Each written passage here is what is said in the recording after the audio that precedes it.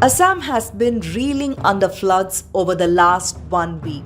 1,295 villages have gone underwater, displacing about 6,48,000 people across 17 districts.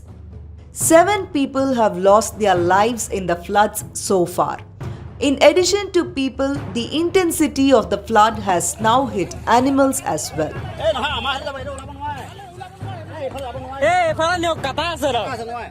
With the Brahmaputra overflowing over the danger mark, floodwaters have entered Assam's Kaziranga National Park yet again.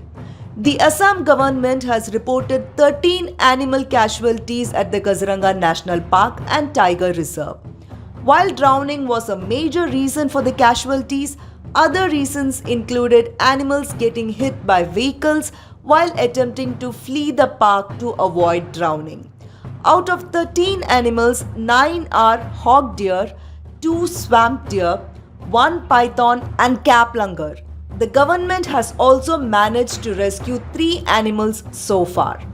A total of 223 camps have been inundated, in which 70% of the camps are submerged in water. This has added to hurdles in evacuation and relief efforts.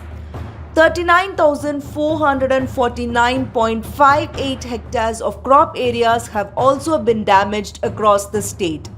Massive erosions have also been witnessed in 7 districts. In addition, embankments, roads, bridges, and other infrastructure have also been damaged by floodwaters.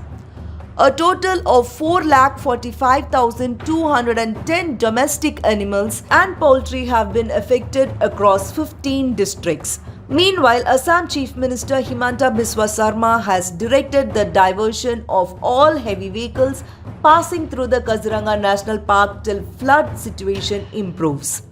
Heavy vehicles have been ordered off the road passing through the national park and in NH37 to ensure that animals crossing the roads to escape flooding are not hit and killed by speeding vehicles. A federal report.